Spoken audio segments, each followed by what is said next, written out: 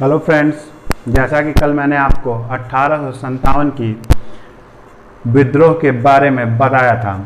हम लोग 11 मई 1857 की घटना पे चल रहे थे। 11 मई 1857 को जो है सैनिकों ने दिल्ली में पहुंच के अंग्रेजी अधिकारियों को मौत के घाट उतार दिया था और बहादुर शाह जफर से मुलाकात की थी और उन्हें जो है शहंशाह हिंदुस्तान घोषित कर दिया था।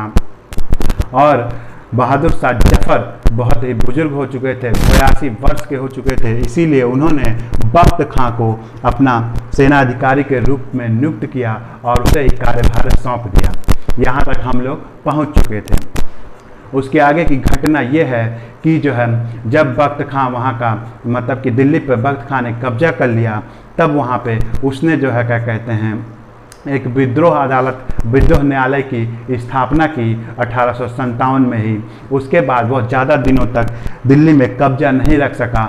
20 सितंबर 1857 ईस्वी को फिर अंग्रेज़ों ने कब्जा कर लिया और बख्त खां को मार दिया, जिसमें बख्त खां मारा गया। उसके बाद जो है बहादुर शाह द्वितीय जफर जो है डर के भाग गए और वो हुमायूं के मकबरे में दिल्ली में ही छुप गए, जहाँ पे जनरल कहते हैं सैन्य जनरल हडसन ने उनको वहाँ से कैद कर लिया और 1858 में निर्वासित कर दिया, उन्हें रंगून निर्वासित कर दिया, जहाँ पे 1862 ईस्वी में उनकी मृत्यु हो गई। और वहाँ पे उनकी कब्र पर एक शायर क्योंकि वो भी एक शायर थे, तो एक शायर ने जो है उस पर कब्र पे खुदवाया, उनके मतलब लिखवाया, खुदवाने का मतलब लिखवाया कि कितना बदनसीब है जफर, दफन के लिए 2 गज जमी भी नहीं मिली कूचे यार को।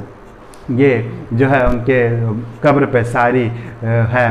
उसके बाद जो है जब बहादुर शाह जफर की मृत्यु हो चुकी थी, उसी बीच में और भी लोग जो है क्या कहते हैं विद्रोह में शामिल हुए थे।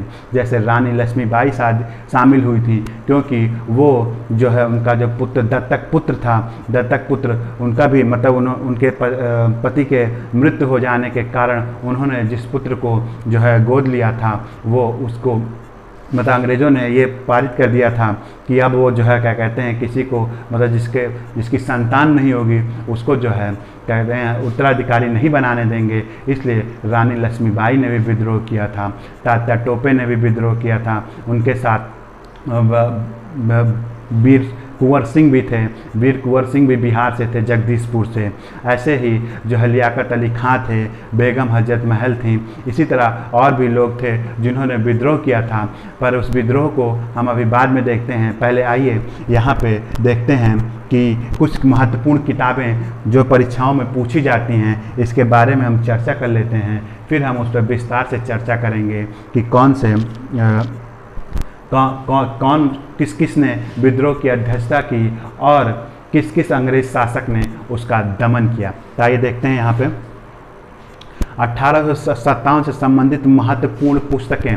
1857 से संबंधित महत्वपूर्ण पुस्तकें ये हैं। सर सैयद अहमद खां जो पहले भारतीय लेखक थे, जिन्होंने 1857 के विद्रोह को बहुत करीब से देखा था, अंग्रेज़ों की बर्बरता को बहुत करीब से देखा था, क्योंकि 1857 में बिजनौर में सदर अमीन के पद पर तैनात थे और इन्होंने उस बर्बरता को अपनी किताब में लिखा, उर्दू में लिखा असबाब बगावत ए हिंद और the causes of Indian mutiny.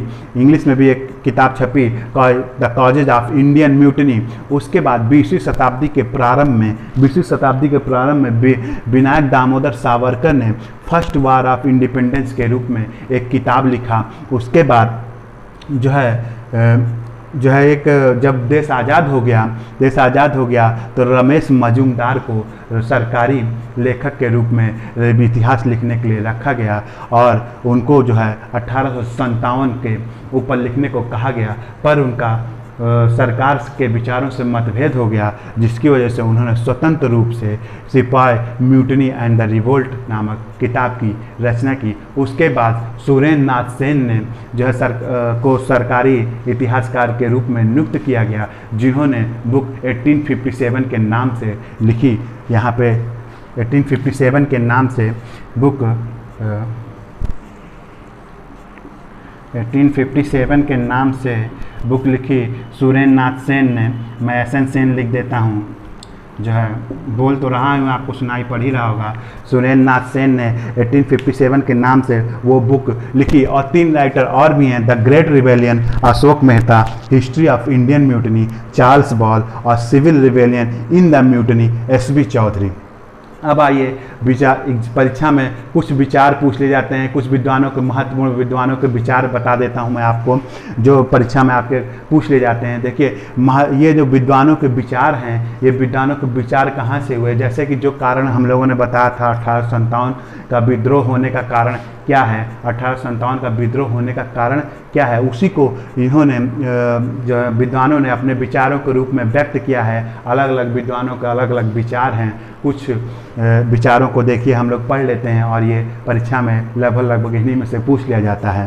तो आइए देखते हैं। जो LER रीज हैं, उन्होंने कहा कि 1857 का विद्रोह ईसाइयों के विरुद्ध धर्म युद्ध था। इसके कहने का मतलब ये है कि जैसे कि मैंने आपको पहले ही बताया था कि ईसाइयों ने हमारे जो है धर्म का उपहास उड़ाते थे, उसका मजाक उड़ाते थे। 1813 चार्टर अधिनियम के तहत ईसाई मिशनरियाँ भारत आई थी और उन्होंने जो है अपना प्रचार प्रसार किया था और वो हमारे धर्म और संस्कृति का पूरी तरह से मजाक बना देते थे। तो उसी को उन्होंने लिख दिया, LER रीज ने लिख दिया कि ईसाइयों के विरुद्ध धर्मयुद्ध था 1857 का विद्रोह। इसी प्रकार से ईसाइयों के विरुद्ध हिंदुओं और मुस्लिमों का षड्यंत्र लिख दिया आउटरम और टेलर ने।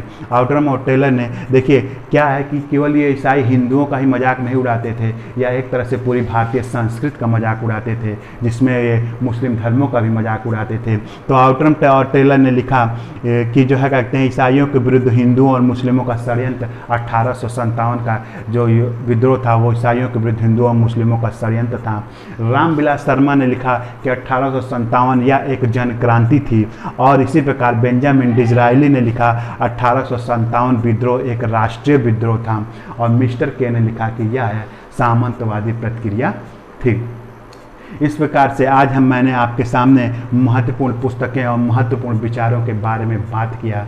अब मैं कल आपसे बात करूंगा कि किसने किसने विद्रोह की अध्यक्षता की और किस किस अंग्रेज ने जो है उसका दमन किया, और उसके बाद 1857 की जो विद्रोह था वो असफल क्यों हुई, असफल होने का कारण क्या था, और कौन कौन से लोग उसमें मतलब कि सम्मिलित हुए, और कौन कौन से लोग किधर से, किस तरफ से, किस दिशा की तरफ से लोग सम्मिलित नहीं हुए। इन सब बातों पर मैं कल आपसे चर्चा करूंगा।